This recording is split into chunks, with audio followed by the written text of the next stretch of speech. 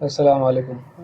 جب آسمان پر باریک سا چاند نظر آتا ہے تو پوری دنیا کے مسلمانوں کے دلوں میں ایک عجیب سا سکون اتر آتا ہے۔ یہ سکون ہے رمضان کا، وہ مہینہ جو صرف بھوک اور پیاس کا نہیں بلکہ روح کی پاکیزگی کا ہے۔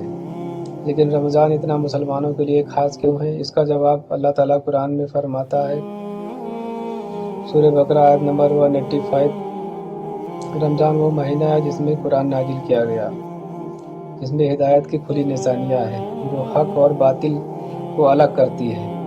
یہ وہ مہینہ ہے جس میں قرآن پوری طرح نازل ہوا، جو مسلمانوں کی کتاب ہے۔ اس کتاب ہمیں اندھیرے سے روشنی کی طرف لے جاتی ہے۔ ہم روزہ رکھتے ہیں تاکہ ہم تقویٰ اختیار کریں۔ کیا صرف اللہ کو ہماری بھوک دیکھنی ہے؟ ہرگز نہیں۔ قرآن کہتا ہے، اے مسلمانوں، تم پہ روزے فرض کیے گئے ہیں جس سے تم متقی اور پرہیزگار بنو، جس طرح سے تم سے پہلے لوگوں پہ فرض کیے گئے تھے۔ سورہ البقرہ آیت نمبر 183۔ تقویٰ کا مطلب ہے اللہ کا ڈر اور اس کی محبت میں غلط کام کو چھوڑ دینا۔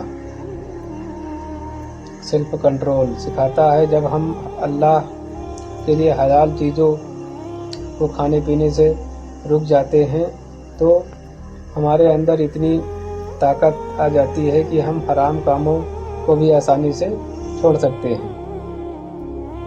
رمضان ہمیں غریبوں کے دکھ کے احساس دکھاتا ہے۔ جب پیٹ خالی ہوتا ہے تب سمجھ آتا ہے کہ دنیا میں کتنے لوگ ہیں جو مجبوری میں بھوکے سوتے ہیں۔ اس لیے یہ مہینہ صدقہ اور زکوٰۃ کا ہے۔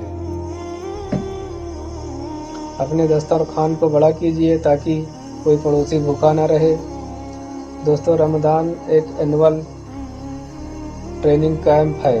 اگر 30 دن کے بعد بھی ہماری زبان سے جھوٹ نکل رہا ہے یا ہمارے اخلاق بیہیویئر میں کوئی بدلاؤ نہیں ہے تو ہم نے صرف فاقہ کشی کی ہے، روزہ نہیں رکھا۔ اس رمضان میں صرف پیٹ کا ہی روزہ نہ رکھیں بلکہ اپنی آنکھوں اور کانوں کا اور اپنے غصے کا بھی روزہ رکھیں۔ ان سب چیزوں پہ کنٹرول رکھیں۔ پروفٹ محمد صلی اللہ علیہ وسلم اس مہینے میں اتنا زیادہ خیرات کرتے تھے جیسے تیز چلتی ہوئی ہوا۔ اس رمضان میں اپنی زکوٰۃ اور صدقات سے کسی کا گھر روشن کرے۔ اللہ ہم سب کی عبادت قبول فرمائے۔ رمضان مبارک۔